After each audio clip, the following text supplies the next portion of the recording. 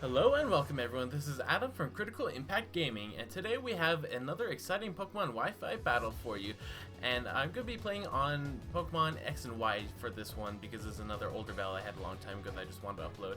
So I'm going to start off with my Florges Blue Waffle over here, love that nickname.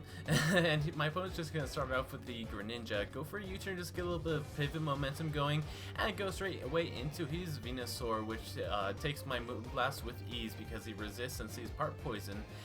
And now I'm kind of threatened out by him, so I'm just going to go ahead and switch out as I'm assuming that it's going to be his Mega. I think, if I'm not mistaken, this is the only Pokemon that even can Mega Evolve on his team.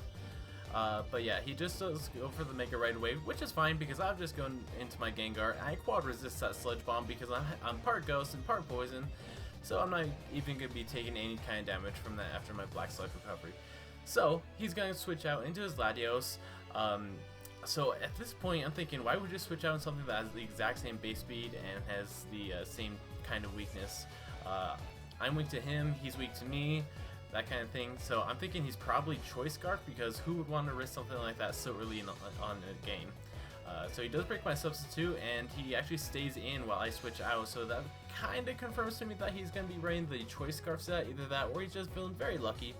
So, since he went for the Side Shock, I'm going to go into my Donphan, which can take physical hits very easily.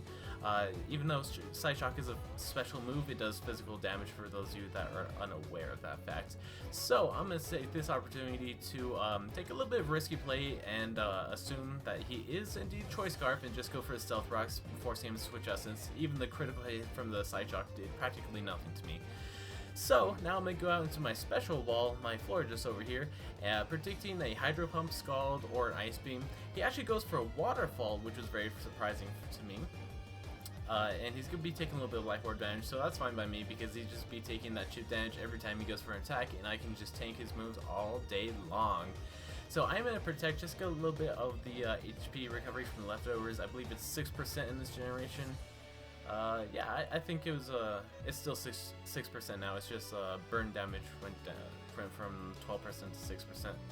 That's what I was thinking of. Anyways, he's gonna want to switch out into his Metagross over here, and, let's see, I think I just go for the Protect to Scout out and get a little bit more HP recovery, which actually comes in quite handy for me, because I'm gonna go ahead and Wish Up, thinking that he's just gonna go for the attack. And he does, but he goes for the Pursuit instead of the Bullet Punch or Meteor Mash or even Earthquake. And I am luckily able to live that, so it's very cool. Very cool. And I'm just going to Protect to get that 50% up as he reveals the Meteor Mash. So the fact that he didn't go for a Bullet Punch kind of reveals to me that it doesn't even have it. So that's kind of good information for me for later on. So now I'm going to go into my Super Skarm, seeing as how I know he has Pursuit and Meteor Mash. He probably has Earthquake and maybe Agility or Zen Headbutt, maybe even Ice Punch. But point being, he can't really touch Skarmory, and he's even going to go ahead and get that Rocket Helmet damage from my Skarmory's item. So I'm going to take this opportunity knowing he's going to have to switch out, and I'm just going to go for my Layers of Spikes as he goes back to his Greninja, which again seems to be a fully physical one. Otherwise he should have gone for like a Dark Pulse or even an Ice Beam, but it looks like he's fully physical.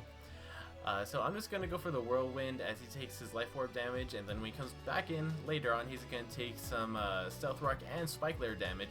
So I'm going to go for a Roost here as he brings in his Trantar from the Whirlwind, and he does not quite predict me. I don't know, maybe he thought I was just going to go for another layer of spikes, or maybe he thought I was going to go for Whirlwind, and maybe he could flinch me with Rock Slide. But he goes for it one more time. I'm not really sure why, maybe just to gauge the damage. I don't know, it's a very questionable play, but I'm going to set up another layer of spikes right here as he goes for a Crunch. Does not very much for me, but it does get the defense drop, which can be a very critical thing for my opponent here. I'm going to go for the Roost, and he does finally make a pretty good prediction right here, going for the Earthquake. Since I have the Ice One, defense is almost going to take me out, and his Sandstorm does end up subsiding this turn. So I'm going to want to save my Skarmory for later, because I don't want it to die just yet. I want to be able to use the Rocky Helmet to his full capabilities and deal some more damage to the Greninja later on. So I'm going to go into my Donphan, physical wall, he can't touch me. So I'm just going to go for the Earthquake, just, why not get some damage off on the Trantor, maybe get a critical hit and kill it. But he predicts that and goes on to his Gliscor, which is immune because it's part flying. So I'm going to go into my own Greninja here, Shiny. As he goes for the Swords Dance, kind of revealing to me that he's not going to be the Toxic Stalling substitute set. He could still have substitute, but it's unlikely, especially since he just showed me Protect. So Swords Dance, Protect, definitely going to have a Stab, Earthquake, and either the Acrobatics or the Facade. So he's going to be switching out into his Metagross. I'm not entirely sure why. Maybe he thought I was just going to go for Ice Beam, which I did, but I mean, still going to do a lot of damage. I'll still be able to take him out with another move of any kind. At this point, I'm still thinking maybe he's just hiding the Bullet Punch, and he wanted me to become an Ice type with the Protein ability so he could go for the super effective Stab Bullet Punch and potentially take me out. But yeah, he still doesn't have it, so I'm going to go into my Mega Charizard. Brought Mega Charizard X again this battle, and I actually utilized it a lot better in this game than I did in my previous upload, so I'm going to go ahead and go for the Fire Punch and take him out.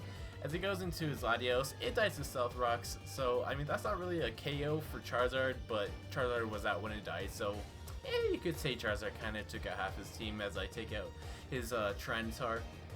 You know, I just noticed, my Mega Charizard X took out 2 Pseudo Legends and a Legendary in this game, so that's pretty cool. I'm going to get hit by the Sandstorm, but it's not really going to matter too much because he only has half his team left. I still have all 6, and he's just going to send out his Gliscor. So I know he's either going to want to Earthquake away or set up another Swords Dance. And if he wants to Earthquake, my SKARMORY is immune to it. If he wants to go for his Facade, it could kill me, but I don't know. I feel like it could also live. It's kind of 50-50, but I'm going to take this opportunity to roost up as he goes for a Protect. Definitely should have just gone for the attack right there, buddy. I don't know why you didn't. +2 Facade, judging from that percentage right there, probably would have taken me out from where I was at. But yeah, I'm just going to make that +2 Swords Dance, go to Waste and Whirlwind him out. Take out his Greninja with the Stealth Rock and Spike hazards. So, I mean, yeah, that's just why they're always so important. That's why they're, well, not Spikes, but that's why Stealth Rocks are even in Pokemon Let's Go Pikachu and Eevee, because it's just such a vital, important part of the metagame.